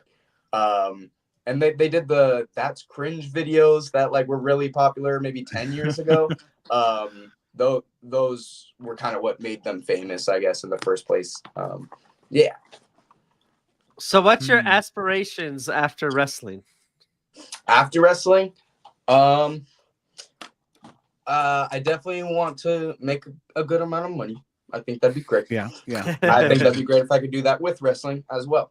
I want to do something that doesn't feel like work, and something that that I enjoy, whether that's real estate or investments or marketing, I guess. I think communication is really interesting to me as well. Maybe even analytics or statistics, because I even had fun like learning some of those concepts in school when like a lot of people were struggling with Excel sheets and pivot tables. I kind of enjoyed some of that stuff. But I don't know. I think something in the world of finance or something in the world of selling or marketing, something like that. But I'm not too concerned in that world just yet. I think it would be totally badass if I had like some type of like banker job that I did on the weekdays and then I go wrestle on the weekends. But now I feel like I'm at such a pivotal point in my wrestling that like now is not the time to put on the brakes for that. So yeah, No, for sure. No, that's really, really smart, but more intelligent that you do have that both degrees to kind of fall back on. Yeah. BS with me down the road about that if you ever end up having questions about it, because I did real estate. I also held licenses in mortgage banking. I held a 6 and a 66, and I had life insurances for all the 4 majors through Nevada and Ohio where I was living before. So if you ever want any advice on where to go, like, hey, I'm looking at investments. Should I go to Schwab versus should I go to this? I could tell you a little bit about that. I had a background in that a long time ago. So awesome. If that ever happens. Yeah, I was close to working at like a B2B mortgage company or something like that right before, but yeah, cool. Yeah, mortgage is very leads based, and unfortunately, so I mean, you're okay. We can get way too far into that. I'm sorry. That is another talk for another time. But yeah, that's I have a financial background also, so that's let's do it. Let's lose all these wrestling fans, man. Let's just do it now. Yeah, we'll talk about how CDs are tanking and how Roth IRAs are just okay. Anyway, what is the worst, if any, shoot job you've ever had? Because it seems like you've been super busy with schooling and sports. Have you had a chance to have a shitty shoot job somewhere? Yeah, I didn't love. I worked at Chipotle for a good maybe year during COVID, maybe a year and a half. I would say Chipotle. I learned that my manager was calling me the human tornado behind my back. That was pretty messy. Wow. It was that I would like make the bowls and shit, like make the burritos. and I would just be messy. And I like learned that my manager was calling me the human tornado because I was making him. So I would say the Chipotle job, but I still like eating at Chipotle though is the thing. Like I didn't hate it that much, and the food never disgusted me. So that was cool. That was fun. I also worked at a trampoline park. I was a birthday host at a trampoline park. That was fun. And some other place like grocery store and putting up real estate signs. And then I did some social media for the football team. But then they ended up hiring like a real person, and honestly valid because I was not doing that great of a job. Huh. I had to ask. Everybody's had one shitty job somewhere. Ivan from Fire J Media, CD Tanking Weekly. Yeah. We're gonna get away from the investment talk. Sorry. I can squirrel off too, dude. It happens.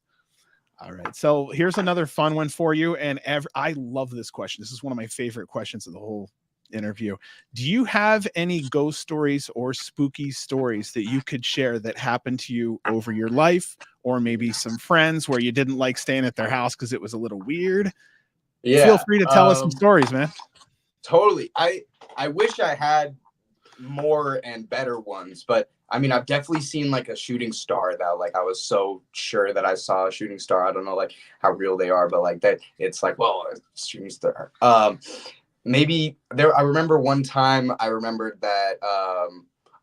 This is a crazy story. This is a crazy story that we were doing construction in the back bathroom of our house. So we were doing construction in the back bathroom. So my room, which was in the back of the house, I had to go through this long hallway to get to the front of the house for the other bathroom. And my parents' bedroom at the time was like right there in the middle. And I went to bed after like watching something scary. It was like the Goosebumps, I think, and I was a little kid. Yeah. So Are you afraid of the dark? I was a little bit freaked out. Woke up in the middle of the night. Had to go walk to the bathroom. Walk past the hallway to the front. Oh, that's the bad shit right there. Totally, because the hallway just looks so scary. Yep. And, so long too. and so I'm listening to or I'm walking and like. I hear like some snarling like noises and stuff, and I was like, what is going on? And I like say out loud, I was like, ha ha, nice joke, because I think my dad's like messing with me, or I don't know what's going on. There's like so I'm like, ha ha, nice joke, and there was a big, and he was snoring. He's snoring. I don't know why he was snoring, and he goes, and I start running and yelling throughout the house because I was afraid of that. So he wakes up and starts chasing me, thinking that somebody is chasing me. Wow. But nobody's chasing me. I was afraid of the store. And it was like a whole thing for like 5 minutes, and then we're fine. But like I was afraid of that walking through the hallway. Yeah, it was the whole thing. Wow. Yeah, I'm that weirdo that like if I'm trying to like get up steps at night or something, I'm like, let's just hurry up these steps. I feel like something's behind. Dude, you don't outgrow those weird feelings. It's so weird. We purposely stayed at like a haunted hotel at some point. I know I did that somewhere. But it was like kind of old hotel, but I don't remember anything really standing out. But, do you like messing around and like watching any of that stuff, or is that so for you? I mean, I do. I think that there's a lot of like spiritual stuff that's going on. There's a lot of like other dimensional stuff with however feelings are put onto you or whatever vibrations are going on around you. But I don't know. I don't find too much. Now you can't believe anything. You can't believe the paranormal activity shows. You can't believe the Ghostbuster, the Ghost Hunter shows. Like I find it so hard to believe any of that stuff now, just because it's so easy to edit things. I put myself in space like in 5 seconds on AI. Like it's so I don't know. Yeah, AI is going to make things really scary. Watch it too much. All right, I'm gonna bring it back to wrestling here. What's the next thing you like to do in GCW? The next thing I want to do at GCW, I mean, I don't know the last time I've had a singles win. I was gonna say I want the belt, right? That should be the answer. I want the belt. I want to be the champion, but I want another win. I want another chance at least at a singles win, and to build more more following in this GCW community. So thank you also for having me on this podcast in the first place. So just honestly building more relationships there, and getting more wins and being seen as one of those people at GCW that can have a title or who tangibly should or can, that I have been to Japan 4 times. I have wrestled over 50 times in Mexico. I have been on TV with Ring of Honor. I have been backstage with the Fed. Like I'm no longer that new guy at GCW, and I feel that now. And so I'm excited to I have a lot of GCW dates coming in the next couple months, so hopefully the fans can feel that and feel that passion out of me, because I really like that little riff that I just did. That felt nice. Hey, it's no problem, man. I liked it. Like the passion was there. It was good. I'm in LA.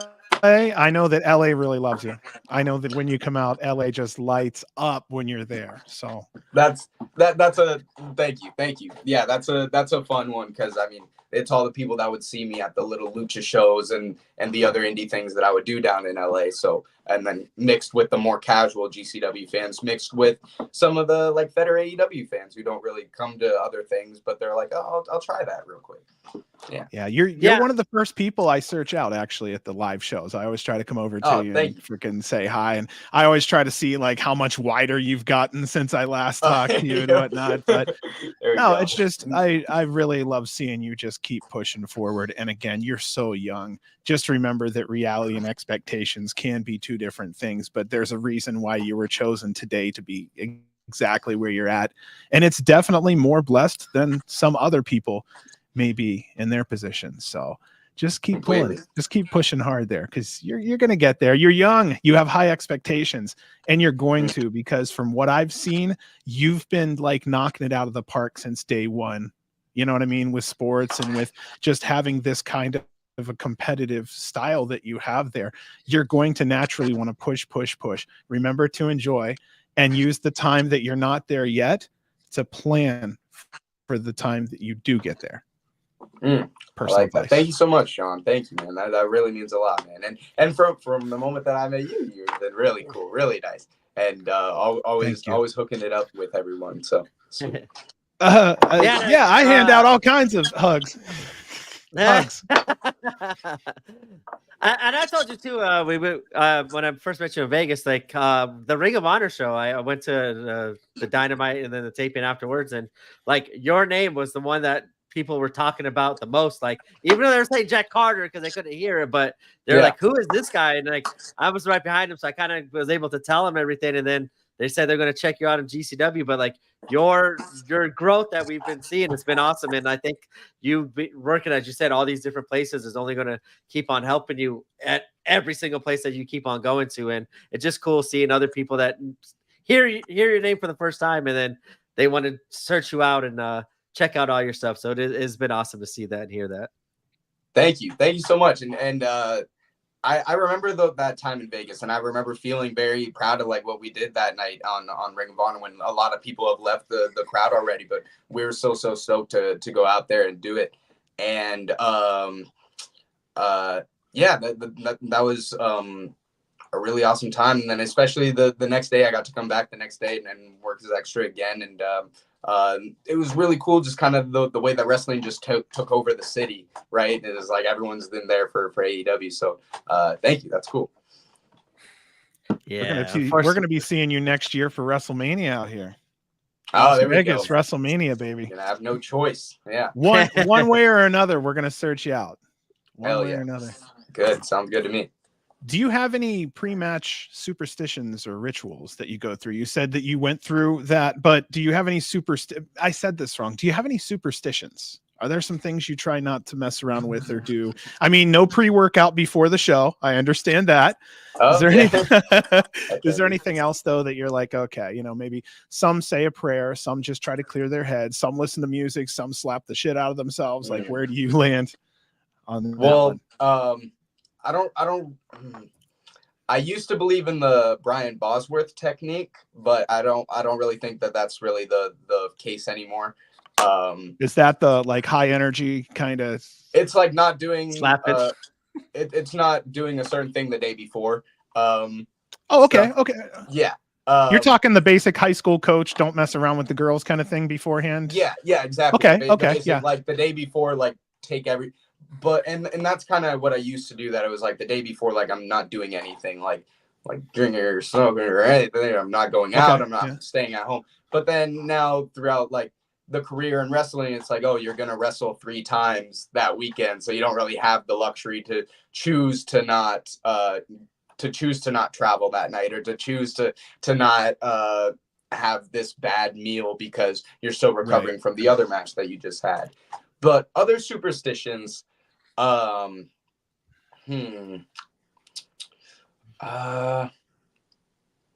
not sure. That's okay.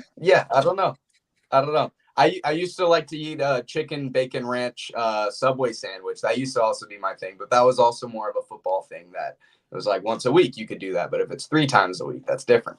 Right.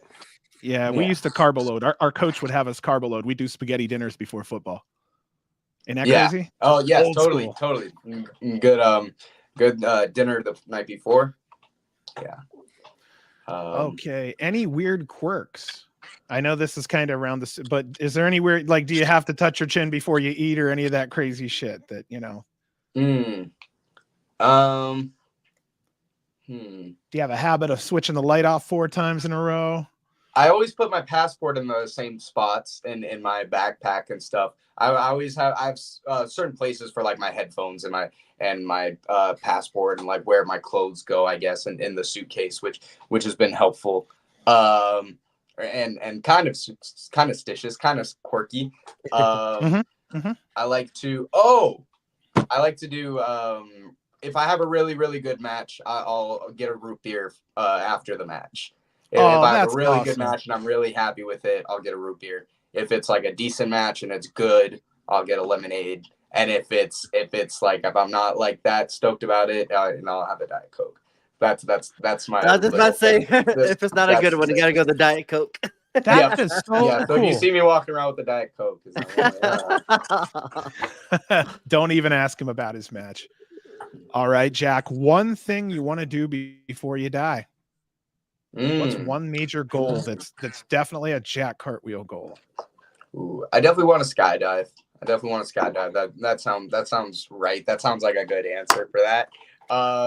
That's a big one. Like maybe, yeah, I would say skydive. Maybe like ride a motorcycle. I don't know. Maybe ride a motorcycle sounds pretty crazy. That I'd like. You got the leg strength for it. Maybe there's like a plane. There's like a plane that you can go up that goes like this, and it's a glider supposed to make it feel like it's 0 gravity. Yeah. Oh wow. Something like that. Yeah. So like the plane's supposed to go like this, and then it's like a very slow arch, but in that way on Earth, it makes for a 0 gravity for like 10 or 15 minutes, something like that, during that really big arch. But I don't know, something like that. That definitely skydive though. I'm definitely skydiving. My dad started doing this paramotor thing. Do you know paramotors? Is that the one where you have like the motor on your back kind of thing, and then it's the pretty much. So he has one that it's like sitting, and he kind of sits in like a little golf cart, and it's attached to a powered parachute. And he got over his fear of heights through doing that, which is an insane way to go at it. But. Wow. Yeah, I'm not big on flights. I always thought helicopters would be cool. I don't know why. Thought it would be kind of cool just to go up there. Helicopters kind of scare me, actually. Scare me too. I don't know what the hell it is. I just thought it was kind of cool. I'm like, well, might as well try it one day. Okay, Jack, we know you're a pretty clean character. You ever had a run-in with the law? No, I don't think so. No, just speeding tickets. You sure? Parking tickets. Oh, okay. So all the safe stuff. Do you consider yourself always early, on time, or running late? Probably early. I'm a little self-conscious about that, but it also, I'm getting better at it, because I feel like it used to be early to a fault, that it's like, yo, why am I here so early? It's because I'm anxious and nervous about it, and that's why I'm here early. And then now I'm getting a little bit better at like, yo, like no one's gonna freak out if you're not there just yet. You know what I mean? So I'm getting a little bit better at that sometimes. Stay early as much as possible. Yeah, It's truly a it's a coping good. mechanism. It's something from football for sure that's was installed in my brain that it's like time is important. Yeah, we would have we had a little what's it called where it's each letter is a different word. Yeah. Yeah, and time is a very important part of grit, which was the little acronym. There you go, Cheesh. Wow. Oh. Okay, so you've mentioned Spanish and English. I believe there's a little bit of Hebrew there also that you know, correct? Yes, yeah, Ken. So that's 3 languages. Is there a surprise 4th one there somewhere, or do you have a 4th one that might be something you want to conquer outside of Spanish, Hebrew, or English? I definitely want to learn more Japanese. I think that's very important for what I do. Smart. And it was I almost took Japanese in college instead of Spanish to try to get that extra upper hand, but just Spanish would be much easier. So yeah, I would probably say Japanese or maybe a little bit more Czech. When my grandpa is Czech, and so he taught me some words and stuff, but I really don't know too much. But then also, you would want to know a different language that is a little bit more useful than that. So probably Japanese, Spanish would be very cool. Hebrew, I definitely need to know a lot more, but I have a tiny, nice little base. Just enough to get by in case you go out to somewhere where you might need to use it or whatnot, like colloquial greetings and things like that, I'm guessing. Yeah. Okay, yeah. A nice little so how you would say like hi, how are you is like ma shlomech is like ma is like what, and then I don't know, shlomech must be like the object and the verb of like how are. So ma shlomech. I didn't get into it any, too much here, and I didn't want to because things are just so crazy in the world. But your grandfather's story is so amazing that Thank you. At some time I'd love to hear more. And I know you shared just a little bit, and I shared just a little bit with you, but that's your grandfather's living history, and it's just wonderful to see. So I didn't want to touch too much on it, and like I said, we're keeping it wrestling mostly, but I just wanted to give my respects in that aspect. Oh, totally. Thank you. Absolutely. I'll go back to our interview here. If you could master one skill outside of wrestling and sports, what would that one skill be? Maybe catching. If there was like a magical thing that I could catch everything, like I would say catching, because that was something that I really struggled with. No kidding. Or catch wrestling. Yeah, maybe if I was just wrestling, just in general. Catch style. Or maybe like rope stuff. The way that many luchadors know how to like escalera up and down and sideways and all that stuff on the ropes. Like I think my acrobatics is very, very good, but on the ground, my rope skills are nowhere close to a lot of theirs. So maybe I could get some magic rope skills. That'd be sweet. Yeah, I'd love that. Do you have any specific names you're giving down there when you're wrestling in AAA? Do they have a specific nickname? Like, okay, with my Cuban family, they call me El Diablo Blanco. It is what it is. I'm the White Devil. So my question is, do you have any nicknames or anything down there they love to call you? Because I mean, come on, man, you ain't Gringo or something down there? No, totally. So there was one time that I was wrestling it was a AAA and NWA mixed show.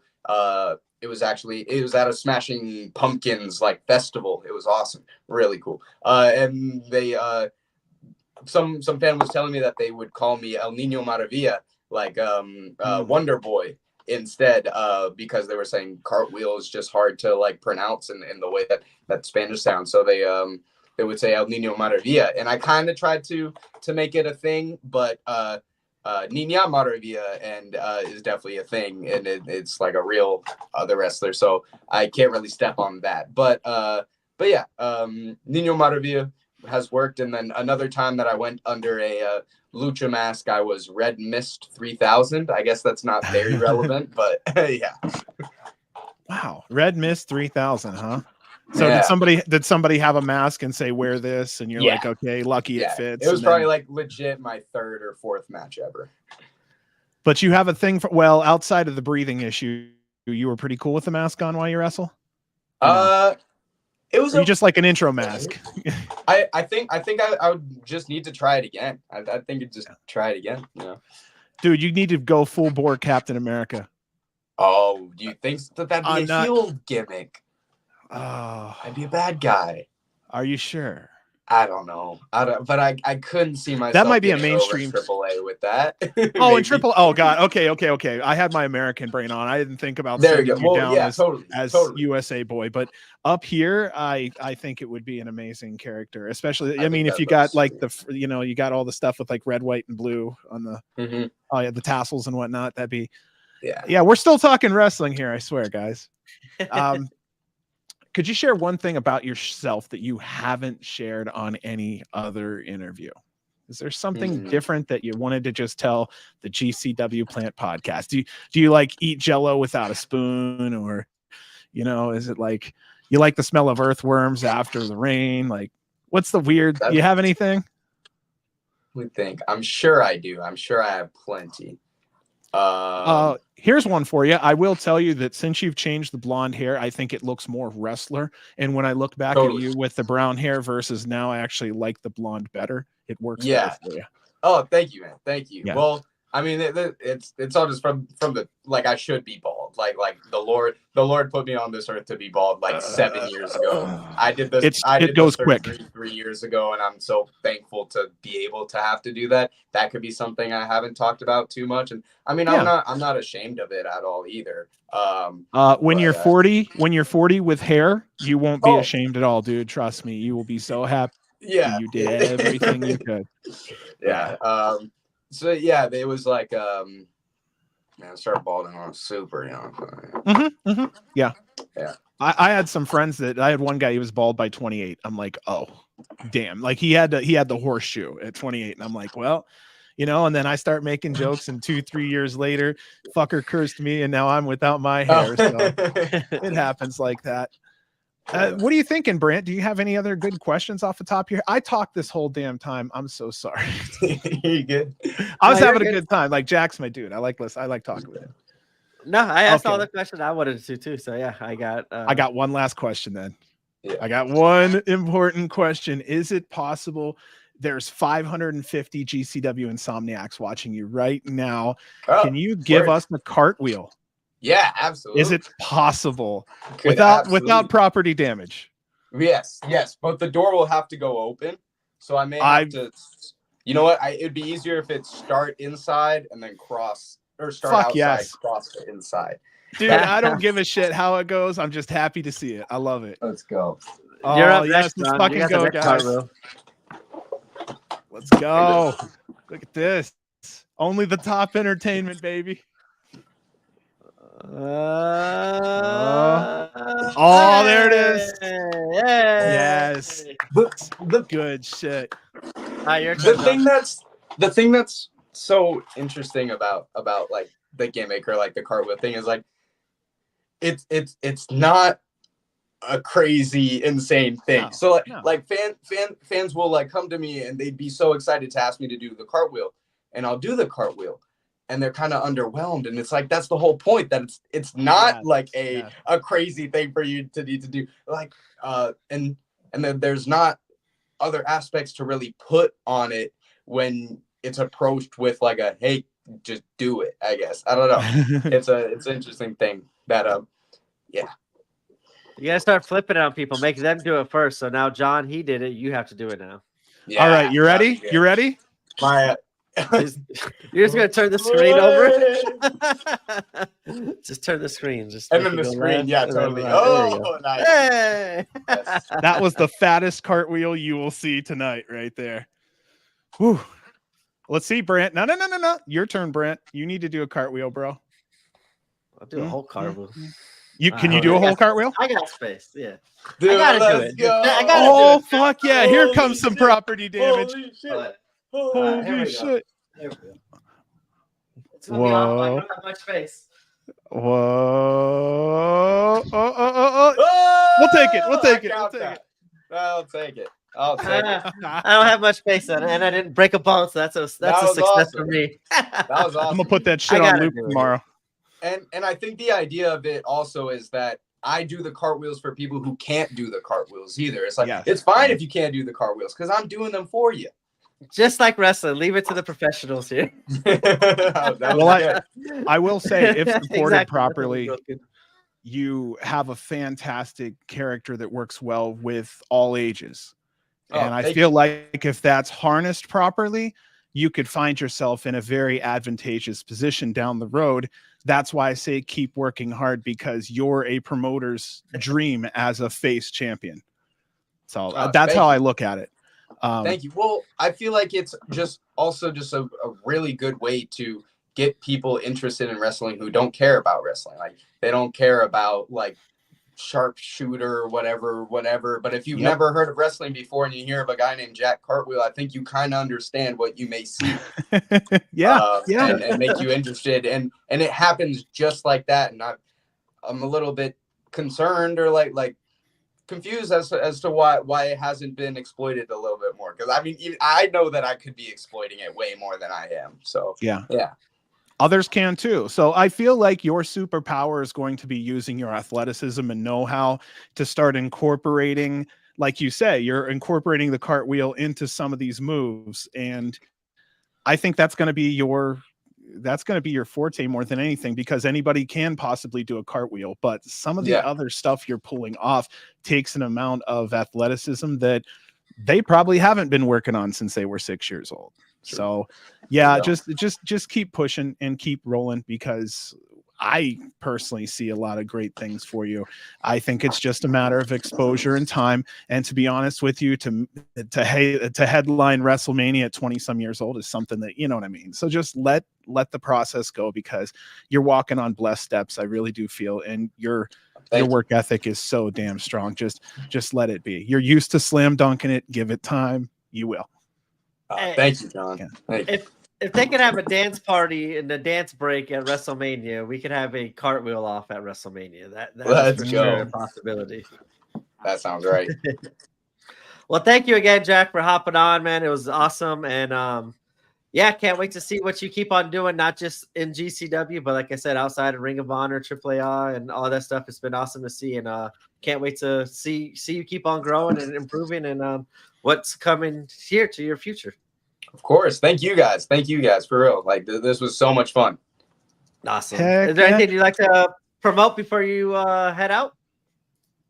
So like my YouTube page, I feel like I've been putting in the most work to build that up right now. From December through now, I've gained like 300 subscribers, which isn't insane, but like I went from like 100 to like almost 500 now. So I've been putting in a lot of work on that. So it's Jack Cartwheel. I've even posted full matches on there, and I'll do little shorts and whatnots. My Instagram is Jack Cartwheel. Follow me there. Follow GCW. Gleet brought me to Japan. They always have really dope shows. Check out Gleet. In AAA, I'm excited to come back whenever it is. I actually don't have anything planned right now, not even for AAA Mania, but that's where I want to be. Tons of really fun stuff going on, and thank you guys for listening. Thank you guys for having me, John and Brent. Like, it was awesome. Pleasure's all ours, man. So what I want to do is basically just hit those quick upcoming shows, and then we'll head out, and then we'll say goodbye to Jack back behind the scenes kind of thing. Is that okay, Brand, or do you have anything else you're thinking of there? Nope, I'm good. I just need to go to ice my knee now after that cartwheel. I was going to say, I did the fat guy safe one. I was just like, oh yeah, you're just going to have to, leave it to the imagination. I saw your last question there, so I was mentally preparing this whole episode to physically do a cartwheel here. So I was like, I gotta do it. If cartwheel's on and he does it, it was awesome. Do a cartwheel when the king does the cartwheel in front of you. So it had to be done. It had to be the last question too. I couldn't ask anybody else. You know what I mean? Right. All right. So Saturday, May 18th, we have GCW's Most Notorious from Harris Casino in Philadelphia, Pennsylvania. Our new GM, Matt Cardona, will be in the building. We also have Brandon Kurt versus Cole Radrick, the Legion of Rot versus Main Event, Mance Warner versus Marcus Mathers, Zilla Fatu versus Broski Jimmy, SDL versus Cheeseburger, Joey Janela versus Megan Bain, Nick Gage versus Tony Deppen, and Bangin' Matthews versus Ruckus and Reefer. Woo! Tickets are still on sale for that one. And then for our last show of the weekend, we have Sunday, May 19th, GCW's The Sunday Night Special from the Mecca in Ridgefield Park, New Jersey. There are not any matches scheduled yet, but we do have some appearances here. So we have Nick Gage, Jordan Oliver, Rich and Powerful, Casey Catal, Matt Mikowski, Cole Radrick, One Called Manders, Griffin McCoy, Brandon Kirk, and Bangin' Matthews on that card. Again, that's Sunday, May 19th. Tickets are still on sale for that one. So that is the rundown of our upcoming shows. We survived, guys. Let's go. Yes. Fucking go. All right. Let's let him out of here. Jack, again, thank you so much for everything. All right, one more. One more. Oh, we've got one Oh, more. we got one more. Fuck yeah. Go. Yes. Oh, man. See now. All right. There we are. All right, Brent. You ready to send this off, brother? I didn't do All right, it. let's get it out of here. I was like, that would be perfect time to do it. All right. Fuck. Okay. Long live G. Oh, fucker. G- C. C. W. W. W. I don't know. We were. Who knows?